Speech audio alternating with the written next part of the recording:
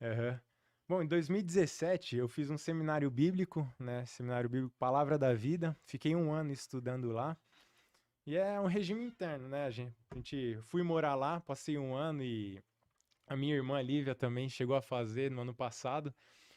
E é um ano que assim a gente se aprofunda na palavra, estuda doutrinas, né? A gente tanto estuda a parte teórica quanto pratica, né? Então, de semana a gente estudava Bíblia, os livros, a história, né? Fazia um panorama do Velho Testamento, do Novo. E final de semana a nossa atividade era ir para as igrejas praticar tudo aquilo que a gente tinha aprendido, Aham. né? Então, a gente ia para a igreja Assembleia, Presbiteriana, Batista, né? Nunca era uma igreja específica. A gente visitava cidades e Tava conhecendo os ministérios. conhecendo os ministérios. É legal que assim a gente vai conhecendo a visão, né, a liturgia, como funciona o culto, né, a forma a dinâmica da igreja. E a gente participava. Então, precisava da aula de EBD, às vezes participava do louvor, ou até ministrar em alguma igreja a gente ministrava.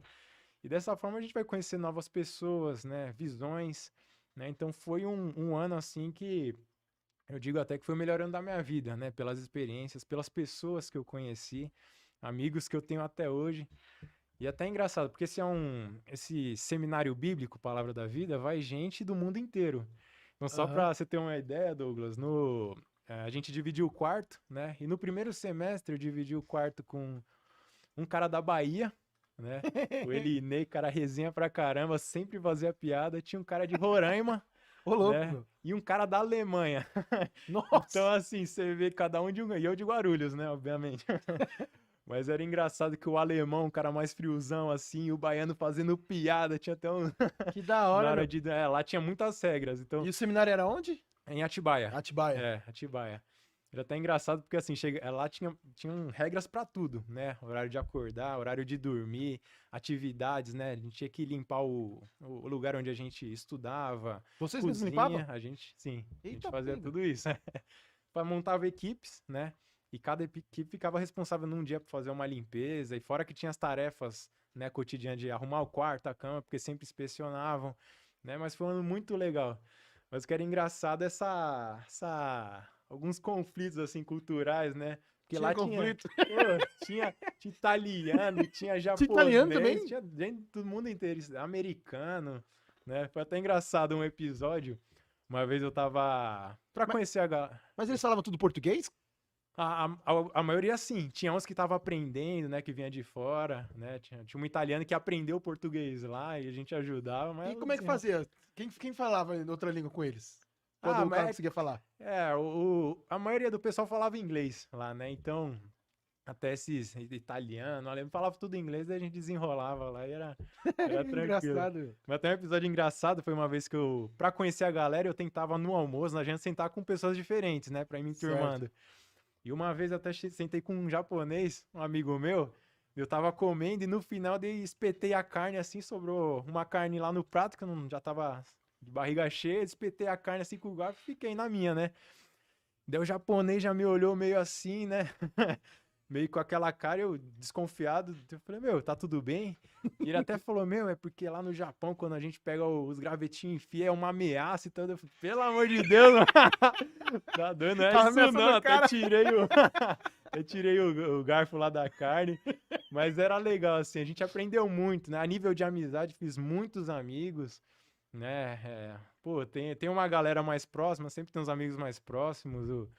Tem o Pimenta, o Gonzales, Caio, o Guido, não sei se eles estão acompanhando ou se vão assistir, mas amigos assim que a gente leva pra vida, a gente Verdade. aprendeu muito, tivemos muitas experiências, né? Especialmente na questão de evangelismo, né? Porque uma parada legal que a gente fazia, né, que era uma das atividades da proposta do seminário, era essa questão prática, né, do exercício, né, do ministerial, do evangelismo.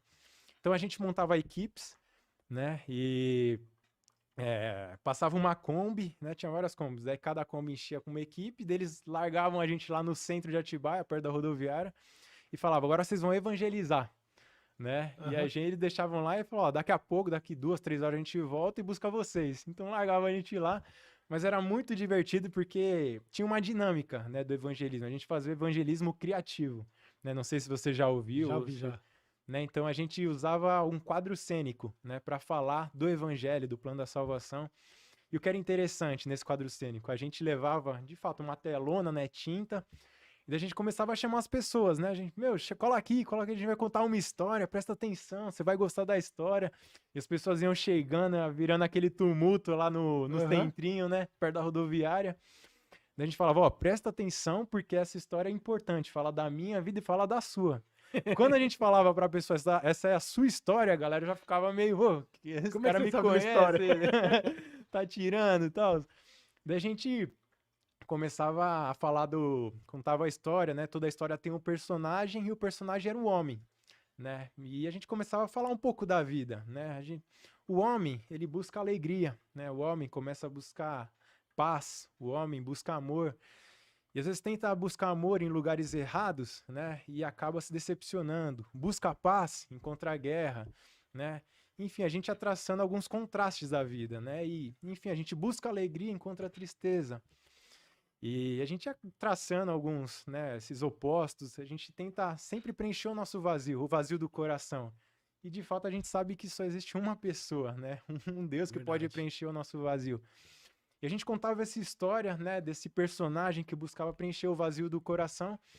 E no final da vida, assim, acabava que ele tinha feito várias coisas e nada preencheu. Até que chega a segunda parte da história, né? A gente falava assim, pô, a gente contou a história desse cara, desse personagem, mas ao longo da vida dele teve um personagem que a gente não citou aqui, mas que sempre esteve presente, né? E aí começava a falar de Deus, né? No momento de luta, Deus estava lá, te olhando. No momento de alegria, Deus estava lá, né? E daí a gente já começava a trabalhar o plano da salvação, falar que todos nós nascemos pecadores, porque Romanos fala isso, né? Todos pecaram e carecem da glória de Deus, e que só um caminho, né? E Jesus é o caminho, Jesus é o caminho, a verdade e a vida, né? Não tem outra alternativa a não ser por Jesus. Então a gente falava isso daí, começava a pregar, e o que a gente viu de pessoas impactadas, né? Que no final da historinha lá do quadro cênico falou: Meu, você pode orar por mim? Isso era tremendo, né? Eu Que tive legal, muitas mano. experiências assim, marcantes, né? De pessoas que começavam a chorar no meio da praça e tal. Daí a gente vê, assim, a mão de Deus, o Espírito Santo conduzindo. Porque, de fato, não tem a ver com a gente, não tem a ver com a habilidade, com a retórica, se você falar bem ou não.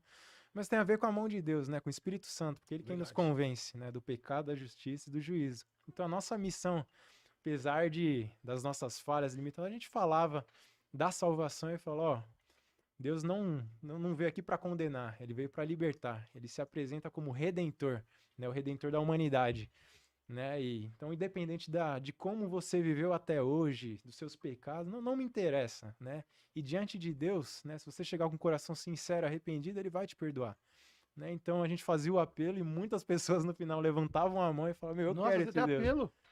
Fazia apelo no meio da praça, assim, alguma galera. Caramba, que da hora, Então meu. foi assim, essa foi uma das experiências, né? No seminário, a gente tinha um projeto também com 20 meninos, que era um projeto era uma creche, né? Com algumas crianças carentes, né?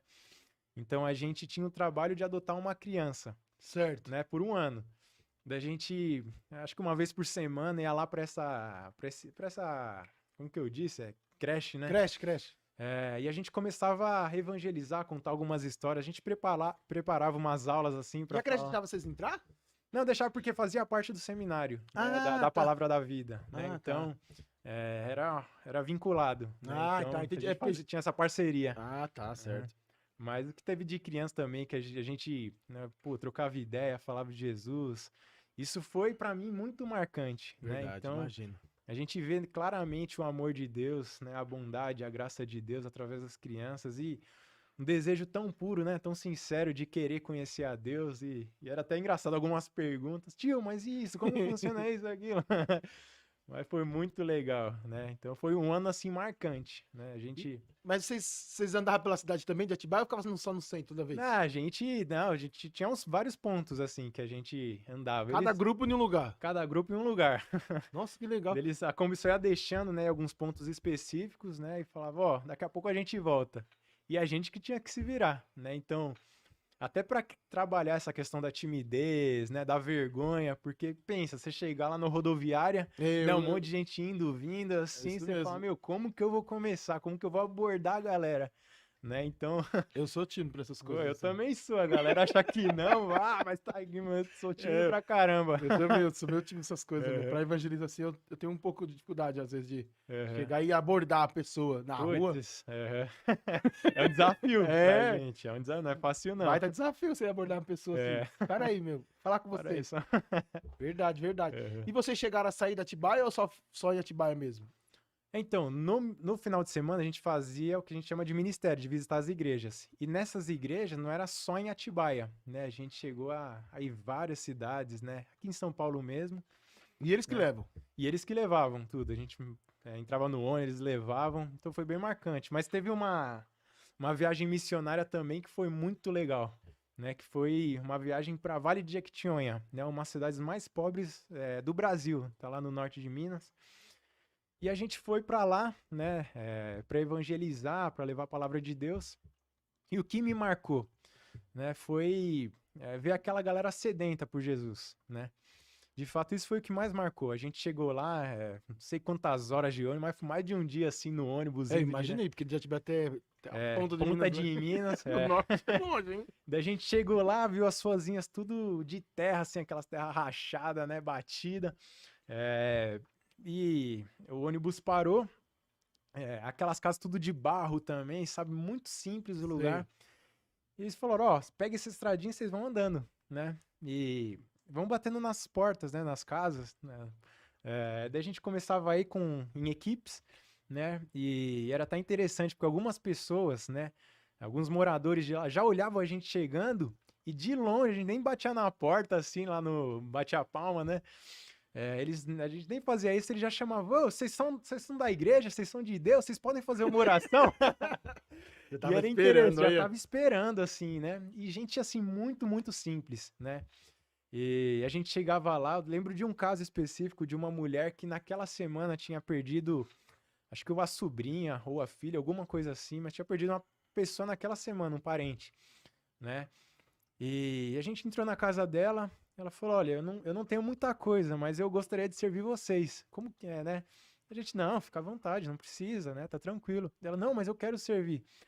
Daí ela foi no quintal de casa e tinha um pezinho de mamão, né? E assim, só tinha acho que uns dois mamão. Ela pegou, abriu, serviu a gente, Olha só, meu. né? Mas assim, com todo amor, com toda a simplicidade, né? E ela falou: vocês podem fazer uma oração por mim, né? Eu perdi, né? Uma pessoa da minha família essa semana. Daí a gente chegou na casa dela, a gente tava lá na sala, a gente começou a cantar uns louvores, né? Só na voz, né? A gente nem tava com violão nem nada. A gente começou a cantar uns louvores, ela começou a chorar. Daí a gente fez uma oração no final, né? E foi muito impactante, né? Principalmente por ver o amor das pessoas, né? De chegar e falar, meu, ora por mim, né? Então, foi uma viagem assim que me marcou. Teve umas aventuras, né, no meio do caminho que a gente tava no ônibus, o pneu estourou do meio do caminho, daí plum, plum, plum, plum. Emoção. Né, emoção, teve uma adrenalina também, mas sim, foi uma viagem pra vida, né? A gente também participou, a gente fez evangelismo em algumas escolas, né, lá no Vale de Jequitinhonha. Então, acho que a gente passou em 3, 4 escolas, né, escolas públicas. A gente conversava lá com a diretoria, né, a gente falava que tinha um trabalho social, chegava lá e fazia um teatro, né, para a criançada, né? E era bem interessante porque era criança, adolescente também, até a galera do ensino médio. E a gente retratava nesse teatro a família brasileira, coisas que acontecem assim com a família brasileira de modo geral, Certo. né? E daí nessa história no teatro a gente contava a história de uma mulher que se apaixonou por um cara, só que o cara não queria se casar, só queria ter um lance, né? Enfim, deles acabam tendo um filho, o filho cresce, fica rebelde, né? Se perde nas drogas, nos vícios, né? A gente contava coisas que acontecem, assim, que a gente liga a TV e E vê, ver. coisas do dia a dia, né? E no final a gente falava de Deus, né? A gente falava que Deus tem um propósito para cada um de nós, tem um caminho. E a melhor coisa que a gente pode fazer na vida é entregar nossa vida a Ele, né? Porque a vontade dele é boa, é perfeita e é agradável. Por mais que muitas vezes a gente não entenda, Senhor, mas por que que aconteceu essa situação comigo? Né? Que é uma pergunta que a gente faz. Né? Às vezes Verdade. passa por alguma situação difícil, a perda de algum parente, ou perde um emprego, alguma situação complicada. E a primeira coisa que vem à mente é por que Deus? Né? Se você é um Deus, né, que nos ama, que cuida de nós, por que você permitiu que eu passasse isso? Né? E nesse momento a gente explicava, vamos confiar em Deus, né? Confiar na soberania dele, ele sabe, ele tem o melhor para nós, porque isso era o que acontecia nos pequenos grupos, né? Porque rolava esse teatro, depois a gente fazia os pequenos grupos, começava a contar, né? Falando, não sei se está passando por alguma situação semelhante a essa do teatro, mas a gente quer falar de um Deus que cuida de você e que nesse momento olhando para o seu coração, né? E teve contar um caso aqui específico, né? Teve uma escola que a gente foi, que a gente fez o pequeno grupo no final e alguns adolescentes, a gente falou, vamos juntar aqui só pra gente trocar uma ideia sobre o teatro, né? Alguns estavam mais resistentes, né? Falaram, não quero não, tio. E a gente respeitava, né? A gente não forçava ninguém a participar. Mas eu juntei uma galerinha, comecei a trocar ideia e meninos jovens, né? E alguns já envolvidos com tráfico, usando drogas, meninos assim de 15, 14, 16 anos, né? E eles entendiam, falaram, tio, eu quero sair dessa vida e tal, mas o caso que eu quero contar é de um rapazinho, né, num desses grupos, que ele falou, tio, não quero participar não. Né? Eu falei, tá bom, mano, fica à vontade. Daí ele ficou sentado na arquibancada lá do ginásio, e eu juntei com esses outros meninos, né, eles foram abrindo a vida, eu falei, eu quero mudar isso e tal. Daí a gente trocou uma ideia, assim, 15, 20 minutos, e daí eu fiz o apelo no final. E eu falei, e aqui, quem quer aceitar Jesus? E eu percebi que a maioria dos meninos que tava na roda comigo ficou com vergonha, assim, de levantar a mão, né? E eu falei, essa é uma decisão, é a melhor decisão que você vai tomar na sua vida, né? Entregar sua vida a Cristo e tal. E tinha um rapazinho que não queria, né? E ele tava lá na arquibancada, e enquanto os outros estavam com vergonha de levantar, esse rapaz que nem quis participar do grupo, ele foi o primeiro a levantar a mão, né? Ele falou, tio, eu quero. Ele não tava lá, mas tava Ele, atento. ele não tava lá, mas ele tava só né, no pé da orelha, assim, ouvindo. E daí ele falou, tio, eu quero. E daí na hora ele já começou a chorar. E isso me impactou, né? Porque os outros até sentaram Tremendo. comigo, a gente trocou ideia e ele tinha uma resistência. Falou, não, tio, não quero nem participar, não gosto desses assuntos. Mas quando eu fiz o apelo, ele mesmo de longe levantou a mão, começou a chorar, falou, tio, eu quero entregar minha vida a Jesus. E daí na hora que ele levantou a mão, os outros foram na bala também, levantaram a mão, a gente fez uma oração e glória a Deus. Que Né? Mas foi bênção, uma mano. viagem, a gente ficou alguns dias lá e foi bem marcante.